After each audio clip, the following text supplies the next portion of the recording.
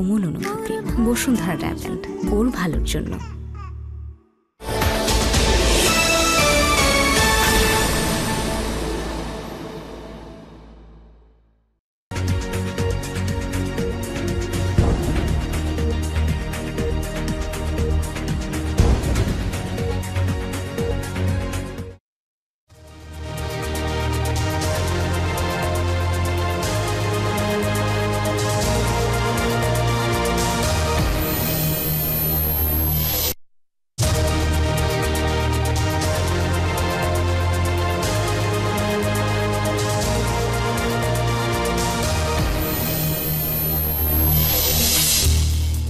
রাজধানীর হাজারীবাগে চামড়ার গুদামে আগুন, ফায়ার সার্ভিসের 12 ইউনিটের চেষ্টায় নিয়ন্ত্রণে, উদ্ধার সহায়তায় সেনাবাহিনী ও বিজিবি। সংবিধানের মূলনীতি বদল নিয়ে আপত্তি বিএনপি ও বামদের, বিলম্বে ঘোষণাপত্র নিয়ে মাতামাতি রাজনৈতিক অদূরদর্শিতা, মন্তব্য মান্নার।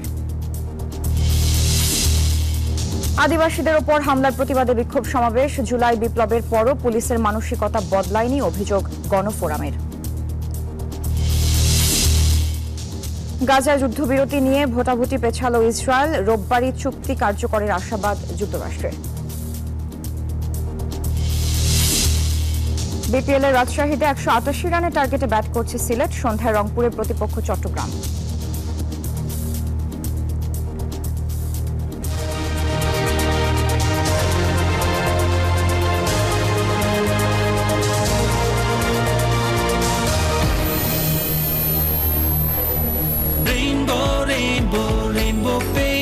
Rainbow Paints, the color of joy.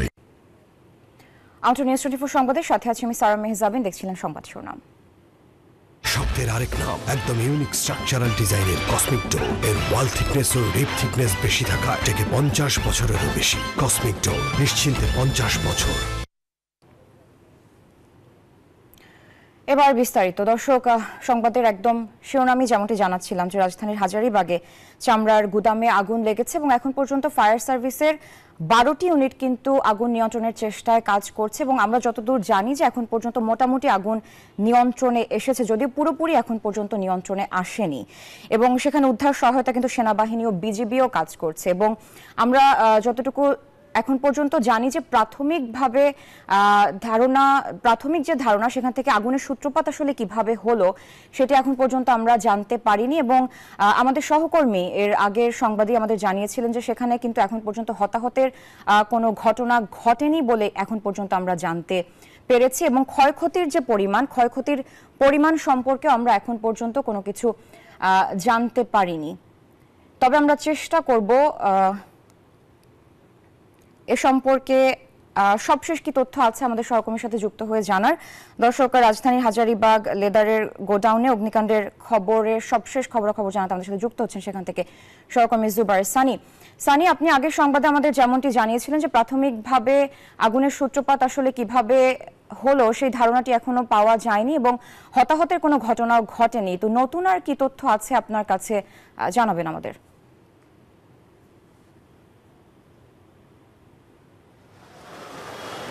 ধন্যবাদ স্যার। নতুন যে তথ্যটি হচ্ছে 4:45 মিনিটে আগুন নিয়ন্ত্রণে আনতে পেরেছে ফায়ার সার্ভিস। তাদের 12টি ইউনিটের চেষ্টায় আগুন পুরোপুরি নিয়ন্ত্রণে আনা গেছে এবং আমার পিছনেই দেখতে পাচ্ছেন যে ফ্লোরটিতে আগুন লেগেছিল সেখান থেকে এখন কিন্তু হালকা ধোঁয়া বের হচ্ছে। তার মানে এখন আগুন নিয়ন্ত্রণে আনা গেলেও আগুন নির্বাপনের যে কাজটি সেটি এখন ফায়ার সার্ভিস করছে। খুব বেশি আসলে এখন ছড়ানোর আর কোনো সম্ভাবনা নেই বলেই ফায়ার সার্ভিস বলছে যে আগুন পুরোপুরি নিয়ন্ত্রণে আনা গেছে। কিন্তু আগুনের সূত্রপাত নিয়ে যেটি আমরা সাধারণ মানুষের সঙ্গে কথা বলেছি এখানকার, তারা যেটি বলছে এটি খুব সম্ভবত শর্ট সার্কিট থেকে আগুনের সূত্রপাত হতে পারে।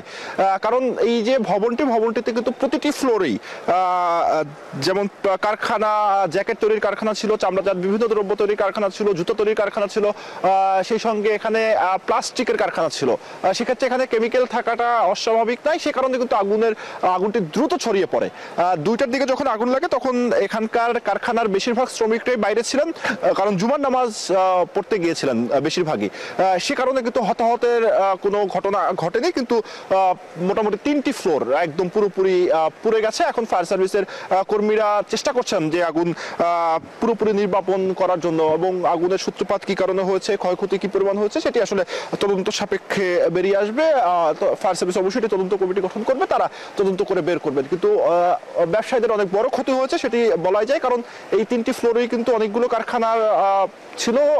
সেখানে যেমনটি বলছিলাম যে বেশিরভাগই আসলে চামড়াজাত পণ্য তৈরি করার যে কারখানাগুলো সেগুলো ছিল। এখন যে সর্বশেষ অবস্থা যে আগুন নিয়ন্ত্রণে আনা গেছে, কিন্তু আগুন নির্বাপনের কাজটি কিন্তু ফায়ার সার্ভিসের কর্মীরা করছেন। আমরা যখন এখানে আসি তখন কিন্তু আগুন আমরা দেখেছি যে সেখানে আগুন জ্বলছিল, কিন্তু এখন আপনি দেখতে পাচ্ছেন যে শুধুমাত্র ধোঁয়া বের হচ্ছে। প্রতিটি ফ্লোরেই পানি দেওয়া হয়েছে, এবং এই ভবনটি আসলে কতটা ঝুঁকিপূর্ণ, এখানে অগ্নি নির্বাপনের ব্যবস্থা ছিল কিনা সেই বিষয়গুলো কিন্তু এখন প্রশ্ন আসছে। কারণ এ ধরনের ঝুঁকিপূর্ণ ভবনে প্লাস্টিক কারখানা নিয়ে কিন্তু এর আগেও ব্যাপক সমালোচনা হয়েছে। রাজধানীর বিভিন্ন আগুনে কিন্তু অনেকের মৃত্যু হয়েছে। সে কারণে এখন এই বিষয়গুলো আসলে তদন্ত সাপেক্ষে বের হয়ে আসবে। কিন্তু সর্বশেষ যে তথ্য, আগুন পুরোপুরি আসলে নিয়ন্ত্রণে এনেছে ফায়ার সার্ভিস। এখন নির্বাপনের যে কাজটি সেটি করা হচ্ছে। তো সারা, এই ছিল আমার কাছে সর্বশেষ তথ্য। সানি, আপনাকে ধন্যবাদ। দর্শক যুক্ত ছিলেন সহকর্মী জুবাইর সানি। জিয়াউর রহমানের সমাধিতে শ্রদ্ধা নিবেদন শেষে এই মুহূর্তে কথা বলছেন বিএনপির স্থায়ী কমিটির সদস্য মঈন খান। আমরা সরাসরি যুক্ত হচ্ছি তার বক্তব্যে। আমাদের যে মূল উদ্দেশ্য, একটি জনগণের প্রতিনিধি হিসেবে আমরা একটি জাতীয় সংসদ গঠন করব সুষ্ঠু নিরপেক্ষ নির্বাচনের মাধ্যমে, এবং সেই নির্বাচনের মাধ্যমে যে জনগণের সরকার আসবে ভবিষ্যতে তারা এই দেশ পরিচালনা করবে। আমাকে যদি প্রশ্ন করেন, হ্যাঁ, এখানে যে কেউ একটি দল গঠন করতে পারবে। গণতন্ত্রের মূল কথাই তো হচ্ছে রাইট অফ অ্যাসোসিয়েশন, এবং সেই রাইট অফ অ্যাসোসিয়েশনে ছাত্র বলুন, পেশাদারি যারা আছে তাদের কথা বলুন, সাধারণ মানুষ বলুন, শ্রমিক বলুন, জনতা বলুন, শিক্ষক বলুন, সবাই ইচ্ছে করলে দল গঠন করতে পারে। আজকে আমাকে এক নারী এসে প্রশ্ন করেছে সকালে, আমরা যদি একটি নারীদের নিয়ে একটি দল গঠন করি, আমি উত্তর দিয়েছি যে দল গঠন করার অধিকার তো সবারই রয়েছে। যে নারীরা যদি আলাদা দল গঠন করতে চায় নিশ্চয়ই করবে, এখানে বাধা কোথায়? ছাত্ররা যদি দল গঠন করতে চায় নিশ্চয়ই তারা করবে, এখানে তো কোনো বাধা নেই। কিন্তু বাধা অন্য জায়গায়। বাধা যে হচ্ছে যে জনগণের ইচ্ছার প্রতিফলন হলে পরেই সেই রাজনৈতিক দল দেশ পরিচালনার দায়িত্বে যেতে পারবে। আওয়ামী লীগের মতো দিনের ভোট রাতে করে গায়ের জোরে ব্যালট বাক্স ছিনতাই করে নিয়ে একটি ভুয়া জাতীয় সংসদ সৃষ্টি করে ক্ষমতায় যাওয়া, এটা বাংলাদেশের মানুষ কোনোদিন স্বীকার করেনি, করবে না।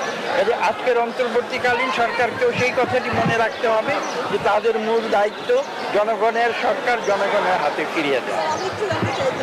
বিএনপির পক্ষ থেকে জুলাই আগস্টের মধ্যে নির্বাচন করা সম্ভব বলে বলা হয়েছে।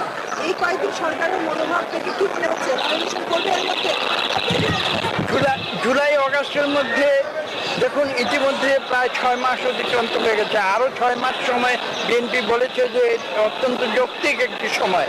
আমি আপনাদের একটি প্রেসিডেন্ট বলে ইংরেজিতে, একটি উদাহরণ আমি দিতে চাই যে আপনাদের হয়তো, আপনারা নবীন প্রজন্মের সাংবাদিক অনেকের হয়তো তখন জন্ম হয়নি। 1991 সালে কিন্তু আমরা এই ধরনের একটি ট্রানজিশন, একটি ক্রান্তিকালীন সময় পার করেছি। সেখানে দেখেছিলেন জাস্টিস শাহাবুদ্দিন, তিনি মাত্র 90 দিনের ভিতরে তিনি একটি সুষ্ঠু নিরপেক্ষ নির্বাচন করে জনগণের অধিকার জনগণের কাছে ফিরিয়ে দিয়েছিলেন, এবং সেই কারণে এই দেশের মানুষ তাকে শ্রদ্ধা করে এবং শ্রদ্ধা করেছে। এবং দেখুন, আজকে আপনি যে প্রশ্নটি করলেন, 6 মাস তো দীর্ঘ সময়, 6 মাস ইতিমধ্যে অতিক্রান্ত হয়েছে, তাহলে মোট 12 মাস সময় হচ্ছে। 3 মাসের মধ্যে 90 দিনের ভিতরে যদি একটি সুষ্ঠু নিরপেক্ষ নির্বাচন করা সম্ভব। এই যে আমার ব্যাংক আরএফএল গ্যাস স্টোভ, এর সায়েন্টিফিক নজল আর ব্রাশ বার্নার তাপকে সমানভাবে ছড়িয়ে খরচ বাঁচায় 25%। আরএফএল গ্যাস স্টোভ নিরাপদ ও গ্যাস সাশ্রয়ী। 304 ফুড গ্রেড স্টেইনলেস স্টিলে তৈরি, যা নিশ্চিত করে জংবিহীন সিঙ্কের আজীবন নিশ্চয়তা। আরএফএল কিচেন সিঙ্ক, স্বাস্থ্যকর কিচেনের চিরস্থায়ী সমাধান। সবার ঐকমত্যের ভিত্তিতে সংস্কার হলে দেশে নতুন দিগন্তের সূচনা হবে বলে মনে করেন বিভিন্ন রাজনৈতিক দলের নেতারা। ক্ষমতায় ভারসাম্য আনা সহ অনেক সুপারিশকে ইতিবাচক হিসেবে দেখছেন তারা।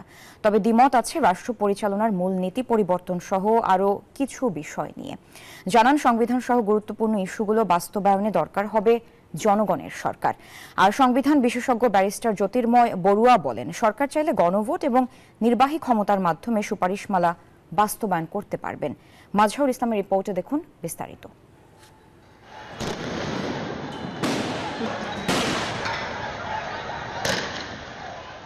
গুলি আর হামলায় রাজপথে হার মানেনি জেনারেশন জেনজির নতুন বাংলাদেশ।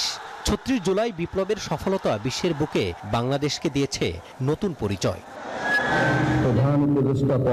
আবু সাইদ মুগ্ধদের রক্তে রঞ্জিত বাংলাদেশে ৮ আগস্ট অন্তর্বর্তী সরকারের প্রধান হিসাবে দায়িত্ব নেন ডক্টর মোহাম্মদ ইউনূস।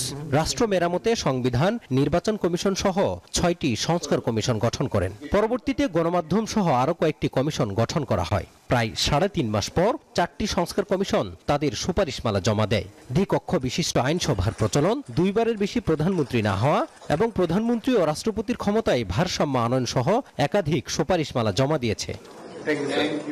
সব পক্ষের সাথে আলোচনা করে সুপারিশ বাস্তবায়নের উদ্যোগ নিলে রাজনীতিতে নতুন অধ্যায়ের সূচনা হবে। দেশের মানুষ ভোটাধিকার এবং গণতন্ত্রের জন্য দীর্ঘ ১৬ বছর যে লড়াই করে আসছিল তার প্রতিফলন ঘটবে, এমনটাই মনে করেন রাজনীতিবিদরা। কমবে দুর্নীতি এবং ক্ষমতার অপব্যবহার। অবশ্যই এটা একটা ভালো ইনিশিয়েটিভ। দলীয়করণের ঊর্ধ্বে যদি আমরা আসতে পারি, দুর্নীতিটা যদি আমরা বন্ধ করতে পারি, আইনের শাসনটা যদি আমরা আনতে পারি, তাহলে দেবে যে অনেক সমস্যার সমাধান হয়ে আসছে। একটা গুরুত্বপূর্ণ কাজ হয়েছে। ভবিষ্যতে রাজনৈতিক দল, জনপ্রতিনিধি, পার্লামেন্ট, এটা তাদের জন্য একটা রেফারেন্স হিসাবেও এই প্রস্তাবনাগুলো এগুলো কাজ করবে। তবে সংবিধানের মূলনীতি পরিবর্তন সহ স্পর্শকাতর কিছু বিষয়ে সবার মতামতের প্রতিফলন থাকা দরকার বলে মত রাজনীতিবিদদের। তারা বলছেন, রাজনৈতিক দলগুলোর মতামত উপেক্ষা করে চাপিয়ে দিলে ফলাফল হবে হিতে বিপরীত।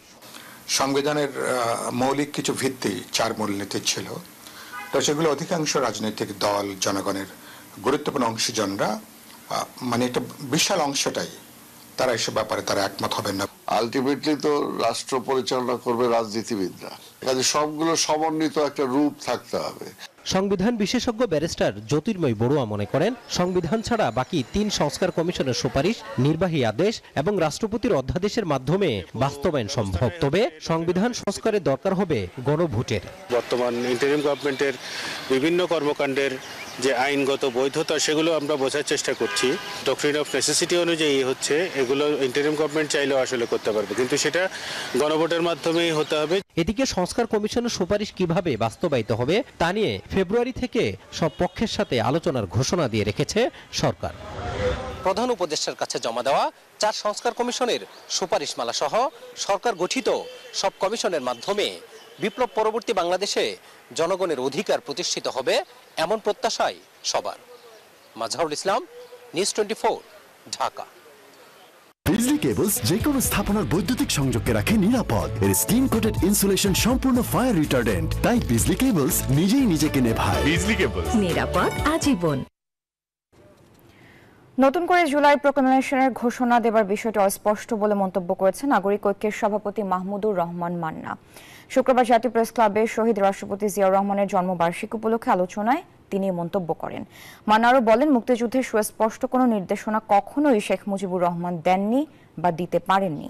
আরও বলেন, রেডিওতে মুক্তিযুদ্ধের সুস্পষ্ট নির্দেশনা দিয়েছিলেন তৎকালীন মেজর জিয়াউর রহমান, যা বরাবরই অস্বীকার করেছে আওয়ামী লীগ।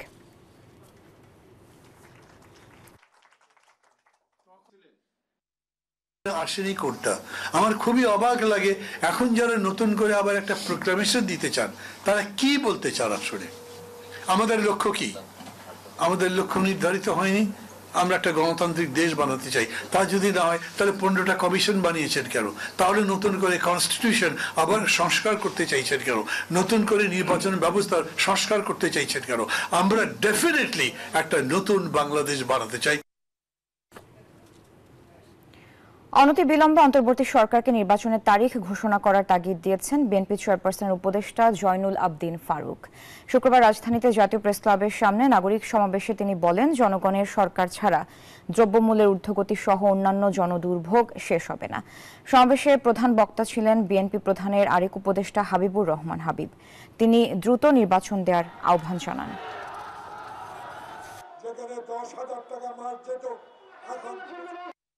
সাইদ খোকনের রক্তের বিনিময়ে অর্জিত এই দ্বিতীয় স্বাধীনতার সম্মান আপনাকে অক্ষুণ্ণ রাখতে হলে অনতি বিলম্বে নির্বাচনের তারিখ আপনাকে ঘোষণা করতে হবে।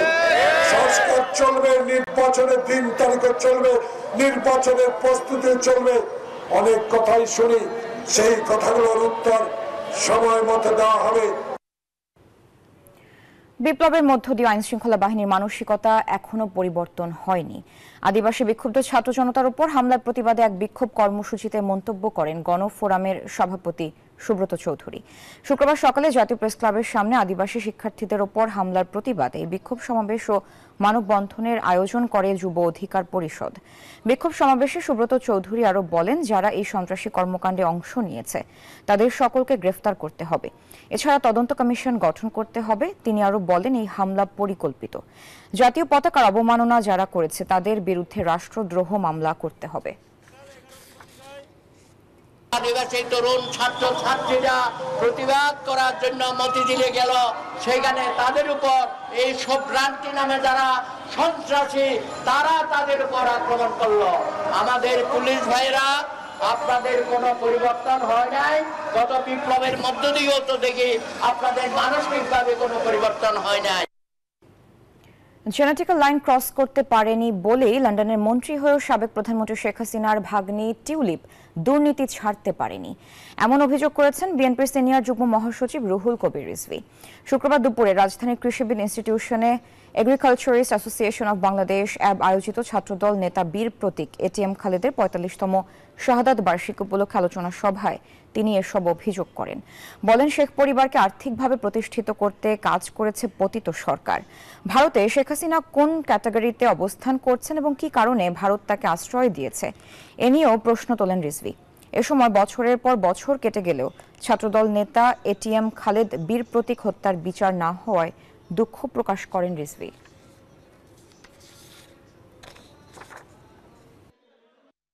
টিউলিপ লেখাপড়া করেছে ইংল্যান্ডে। ইংল্যান্ডে একজন এমপি, একজন জনপ্রতিনিধির 1 টাকা 1 পয়সা দুর্নীতি, এটা একটা স্বপ্নের বিষয়। কিন্তু তার জিন হচ্ছে বাংলাদেশের শেখ পরিবারের।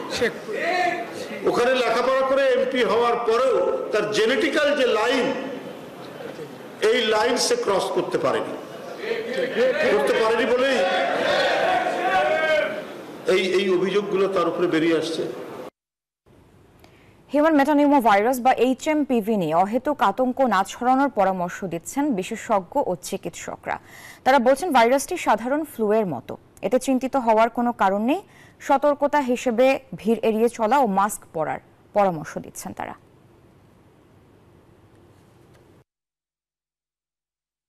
ইনফ্লুয়েঞ্জা ধাঁচের একটি ভাইরাস হিউম্যান মেটানিউমো ভাইরাস বা HMPV। সারা বিশ্বে এই ভাইরাসে আক্রান্ত হচ্ছেন অনেকে। এরই মধ্যে বাংলাদেশে এর সংক্রমণে মৃত্যু হয়েছে এক নারীর। প্রায় 70 বছর ধরে পৃথিবীতে এই ভাইরাসের অস্তিত্ব ছিল বলে ধারণা। 2001 সালে এর প্রথম শনাক্ত করা হয় নেদারল্যান্ডসে। পুরনো এই ভাইরাস চীনে নতুন করে একজনের শরীরে শনাক্ত হওয়ার পর সামাজিক যোগাযোগ মাধ্যমে আতঙ্ক ছড়িয়ে পড়ে। বিশেষজ্ঞরা বলছেন, ভাইরাসটি সাধারণ সিজনাল ফ্লু এর মতোই, এটা নিয়ে এত চিন্তিত হবার কোনো কারণ নেই। হিউম্যান মেটানিউমো ভাইরাস নিয়ে যে দ্বিধা আমাদের জনগণের কাজ করছে, আমি বলতে চাই এটা নিয়ে দ্বিধার কোনো কারণও নাই এবং আতঙ্কিত হওয়ার কারণ নাই। এটা একটা সাধারণ ভাইরাস, এটা অনেক দিন থেকেই পৃথিবীতে ছিল এবং আছে এবং ভবিষ্যতেও থাকবে। এবং এটা সাধারণত একটা সর্দি কাশি করে থাকে, যেটা সিজনাল ফ্লু হিসাবে আমরা গণ্য করতে পারি। শুধুমাত্র যাদের দুর্বল লাং থাকে অথবা ইমিউনোকম্প্রোমাইজ থাকে তাদের ক্ষেত্রে এটা নিউমোনিয়া করতে পারে অথবা ফ্যাটালিটি করতে পারে। সাধারণ জ্বর, সর্দি, কাশির মতোই এর লক্ষণ। তবে সতর্কতা অবলম্বনে ভিড় থেকে বিরত থাকা ও মাস্ক পরে বের হওয়ার পরামর্শ দিচ্ছেন চিকিৎসকরা। যদি দেখি আমি খারাপ হচ্ছি, যাব ডাক্তার তখন পরীক্ষা করবেন, আদারওয়াইজ এটার পরীক্ষা করার কোনো দরকার নেই। আমি পার্সোনাল প্রোটেকশনের জন্য কি করব, আমি এই সময়টা মাস্ক ব্যবহার করব, আমি আননেসেসারি ক্রাউডিংগুলোকে আমি অ্যাভয়েড করব, আমি প্রচুর পরিমাণে হেলদি ফুড খাবো, কাশি আমার হয়ে যায় আমি সবসময় একটা রুমাল ব্যবহার করব, মাস্ক ব্যবহার করব। 5 বছরের কম বয়সী শিশু ও 65 বছরের বেশি বয়স্ক ব্যক্তিদের কিংবা যারা হৃদরোগ ও ফুসফুসের রোগে আক্রান্ত তাদের ক্ষেত্রে এই ভাইরাসে আক্রান্ত হলে ঝুঁকি বেশি বলে জানাচ্ছেন বিশেষজ্ঞরা। প্রমা চৌধুরী, নিউজ 24, ঢাকা। সংবাদের সময় হলো একটি বিরতি, ফিরছি আরো খবর নিয়ে, সাথে থাকুন।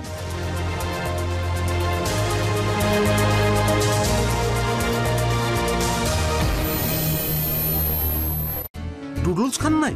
তাহলে তো নুডলসই খান নাই। নুডলস খান নাই তো নুডলসই খান নাই।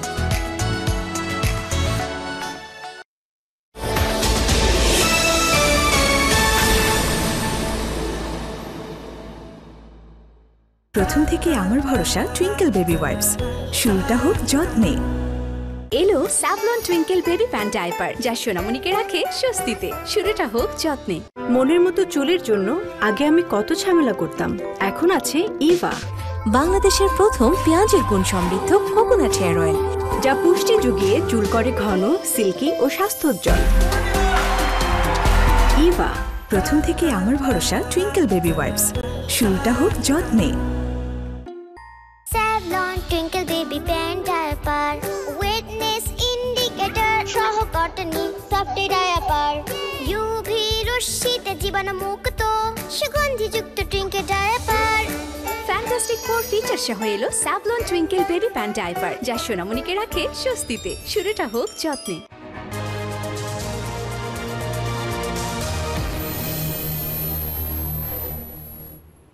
আমন্ত্রণ আরেকবার। গোপালগঞ্জ চট্টগ্রামের সড়ক দুর্ঘটনায় 6 জন নিহত হয়েছে। গোপালগঞ্জের কাশিয়ানীতে বাস চাপায় 3 মোটরসাইকেল আরোহী নিহত হয়েছে। শুক্রবার ভোর 6টার দিকে ঢাকা খুলনা মহাসড়কের হিরণ্যকান্দি এলাকায় দুর্ঘটনা ঘটে। পুলিশ জানায় ঢাকা থেকে খুলনাগামী একটি বাস মোটরসাইকেলটিকে চাপা দেয়। ঘটনাস্থলে 2 আরোহীর মৃত্যু হয়। অন্যদিকে ভোর 4টায় ঢাকা চট্টগ্রাম মহাসড়কের সুফিয়া রোড এলাকায় বাসের চাপায় আরও 3 মোটরসাইকেল আরোহী নিহত হয়েছেন। পুলিশ জানায় সকালের নাস্তা শেষে মোটরসাইকেলে করে বাড়ি ফিরছিলেন তারা। পথে দ্রুতগামী একটি বাস তাদের চাপা দিলে ঘটনাস্থলেই মারা যান তারা। তাদের মৃত্যুতে এলাকায় নেমেছে শোকের ছায়া।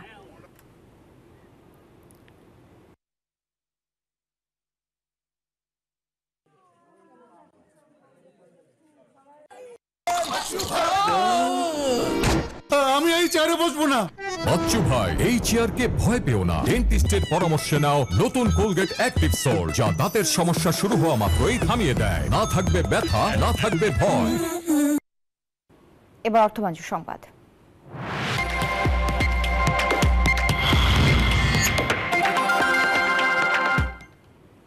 বিশ্ববাজারে চালের দাম কমলেও বাংলাদেশে উল্টো চিত্র। খুচরা চাল ব্যবসায়ীরা বলছেন মিল মালিকরা কৃত্রিম সংকট তৈরি করছেন, এতে দাম বাড়াতে বাধ্য হচ্ছে সরকার। এদিকে বিক্রেতারা বলছেন সবজির বাজারে স্বস্তি ফিরলেও ক্রেতা কম। কোনোভাবেই নিয়ন্ত্রণে আসছে না দেশের চালের বাজার। রমজান মাস সামনে রেখে আমদানিতে অনেক নিত্যপণ্যেই শুল্ক ছাড় দিয়েছে সরকার, তবুও আমনের ভরা মৌসুমেও বাড়তি চালের দাম। খুচরা পর্যায়ের বিক্রেতারা বলছেন মিল মালিকরা চালের কৃত্রিম সংকট তৈরি করছে। দেশে পর্যাপ্ত ধান উৎপাদন হয়েছে, কিন্তু ধানগুলা বাজারে আসে নাই, কিন্তু ধানগুলো কোথায় গেল? কৃত্রিম সংকট করে সরকারকে বুঝাবে এই হয়েছে সত্যিকার সরকার যদি মনিটরিং করতে হবে একটু, যেটা আমাদের এখানে এসে কোনো লাভ নাই। বাট আমাদের মতন মধ্যবিত্তের জন্য একটু তো টাফ হয়, আর আমাদের থেকে আর একটু যারা নিম্নবিত্ত তাদের তো আরোই কষ্ট। আমি গত মাসে ওর কাছ থেকে এই নাজির সেল চাল নিচ্ছে 1850 টাকায়, এখন নিতে আসলাম সেটা 2250 টাকায় চাইছে। এদিকে উত্তাপ কমেছে সবজির বাজারে। সব সবজি কেজিতে 10 থেকে 15 টাকা কমে পাওয়া যাচ্ছে, তবুও স্বস্তিতে নেই সাধারণ মানুষ। বাজার তদারকির অভাব মনে করছেন তারা। মোটামুটি মালের দাম করছে, কিন্তু মানুষের ইনকাম নাই। কিন্তু সবজি তো মূল ফ্যাক্ট না, মূল ফ্যাক্ট হইলো আমাদের ভাত। এই মুহূর্তে চাউলের দাম যে কেন বাড়লো এটা আসলে সাধারণ মানুষ হিসেবে আমাদের আসলে এটা বলতে পারি না। বাজার যে কন্ট্রোলটা, এটা আমার কাছে মনে হচ্ছে এটা ইফিশিয়েন্ট না। যেখানে দৈনন্দিন ডাল ভাত খাওয়াই বিলাসিতার পর্যায়ে চলে গেছে, সেখানে মাছ মাংস খাওয়া অসম্ভব বলছেন অনেক ক্রেতা। বাংলাদেশ ট্রেড অ্যান্ড ট্যারিফ কমিশনের তথ্য বলছে গত 1 বছরে দেশের বাজারে চালের দাম বেড়েছে 7.14%, অথচ একই সময়ে বিশ্ববাজারে চালের দাম কমেছে 24.19%। তবু কেন কমছে না চালের দাম, প্রশ্ন ক্রেতা বিক্রেতা উভয়েরই। মরিয়ম আজিজ মৌরিন, নিউজ 24, ঢাকা। এলো instant milk powder happy cow, যেমন সাশ্রয়ী তেমনি পুষ্টিগুণে ভরপুর। আর এটা নিউজিল্যান্ডের গরুর দুধ। হ্যাপি কাউ, গরুর দুধের স্বাদ সবাই পাক। সাপ্তাহিক ছুটির দিনে জমে উঠেছে বাণিজ্য মেলা। সেখানে আছেন আমাদের সহকর্মী রিয়া, যুক্ত হচ্ছে তার সাথে। রিয়া, মেলায় ক্রেতা দর্শনার্থীর আনাগোনা কতটা দেখছেন এই ছুটির দিনে এবং বেচাকেনা কতটা জমে উঠেছে আমাদের জানাবেন।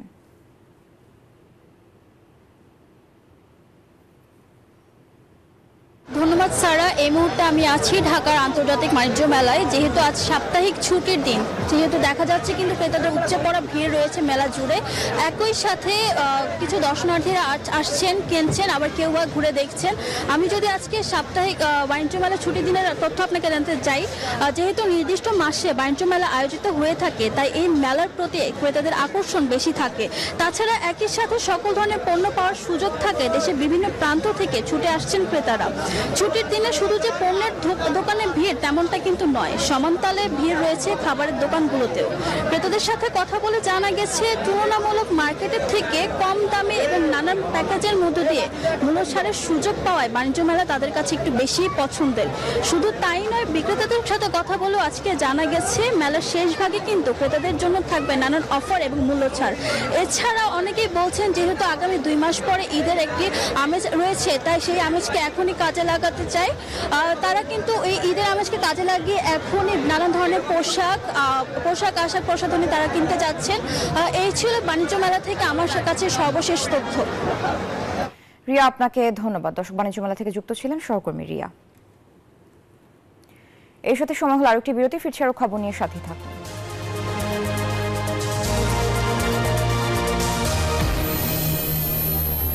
নুডলস খান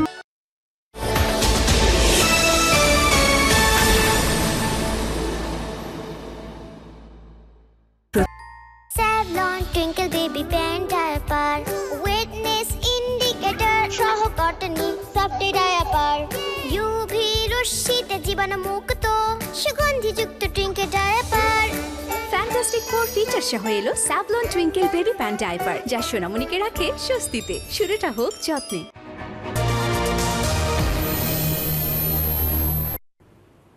আমন্ত্রণ আরেকবার।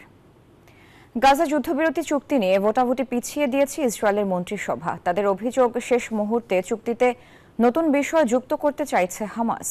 এদিকে চুক্তি হলে পদত্যাগের হুমকি দিয়েছেন ইসরায়েলি জাতীয় নিরাপত্তা বিষয়ক মন্ত্রী। এদিকে গাজায় হামলা চলছেই। গাজার যুদ্ধবিরতি চুক্তিতে শেষ মুহূর্তে কিছু নতুন বিষয় যুক্ত করতে চাইছে হামাস। বৃহস্পতিবার হঠাৎ করেই এমন অভিযোগ তুলল ইসরায়েল। ফলে চুক্তিটি নিয়ে ইসরায়েলের মন্ত্রিসভায় ভোটাভুটি পিছিয়ে দিল তেল আবিব। সকল শর্তে হামাস সম্মত না হলেও ভোটাভুটির আয়োজন করবে না ইসরায়েলের মন্ত্রিসভা। ভোটাভুটির কয়েক ঘন্টা আগে ভোট স্থগিতের ব্যাপারে জানান ইসরায়েলি প্রধানমন্ত্রী বেনিয়ামিন নেতানিয়াহু। তবে তার ঘোষণার পরই মার্কিন পররাষ্ট্রমন্ত্রী অ্যান্টনি ব্লিংকেন বললেন, সম্পূর্ণ করা হয়নি, এমন একটি অংশ যুক্ত করা হয়েছে। পরিকল্পনা অনুসারে আগামী রোববার থেকে যুদ্ধবিরতি চুক্তি কার্যকর হবে বলেই তার বিশ্বাস। আমরা এমন একটা চুক্তির মধ্যস্থতা করার জন্য কাজ করছি যা 15 মাসেরও বেশি সময় ধরে চলা সংঘাতের ভয়াবহতা থামাবে। আশা করছি রোববার থেকেই চুক্তি বাস্তবায়িত হবে।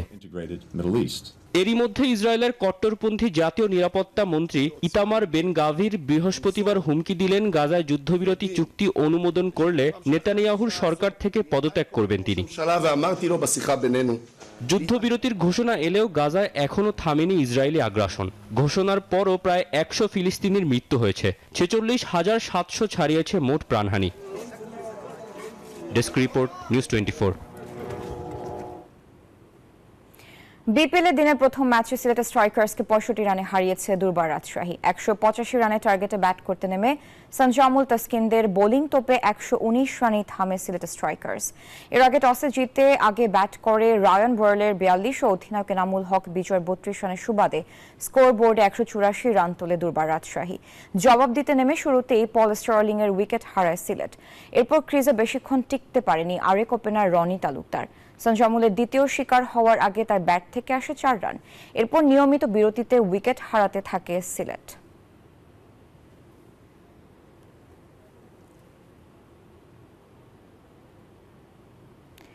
এই ছিল সংবাদ। সাথে থাকার জন্য ধন্যবাদ সবাইকে।